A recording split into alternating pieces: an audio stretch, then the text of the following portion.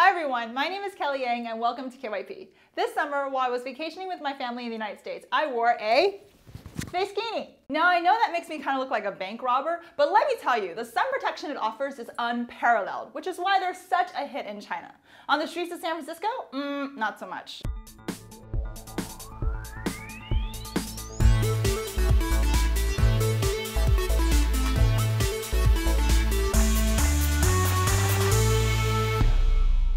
There I was wearing my Facekini. I thought I looked okay, but everywhere I went, people stared at me. They shot daggers at me with their eyes. They said stuff like, "That's an Asian person in there. See that sun? That's what our future's gonna look like if we're not careful." Now this was right around the time when Donald Trump made his remarks on Mexicans. You know, the one about them being a bunch of rapists and drug dealers. They're bringing drugs, they're bringing crime, they're rapists.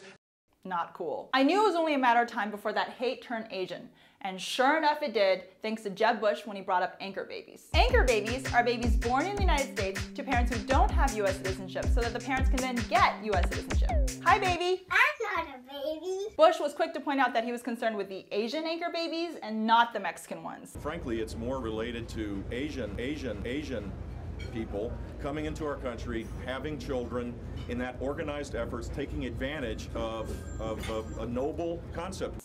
Nice. Politically, I guess it makes sense that politicians jump on the Asian bashing. Asians simply don't vote as much. Data from the Pew Research Center shows that since 1998, only 3 in 10 Asians eligible to vote actually voted in the midterm elections. The others are probably busy studying. That's very sad considering how many of us there are in the US. Asian Americans are now the fastest growing minority group in the country. The number of Asians in the US rose 56% between 2000 and 2013. And a lot of people are not happy with this changing demographic. And I'm not talking mild, I can't believe there's bok choy in my supermarket. I'm talking serious, aggressive, xenophobic language. While I was in San Francisco, a prominent Asian tech entrepreneur came home to the words "F you gook" written on his garage. And while nobody called me anything like that, people were pretty annoyed with my Facekini. One guy stared so hard at me, he walked straight into a bush. It got to the point that my family stopped walking next to me and all my kids were screaming, "Mom, will you just take that stupid thing off?" To which I replied, "No way." You see, I didn't just like the blue mask, I needed it. My skin doesn't tan well, and instead of getting a nice golden glow, my skin tans unevenly and I end up looking like a spotted seal. I thought all this would move them, but it didn't. They stared at me and said, "But you look so weird." When I heard that, I took my blue mask off.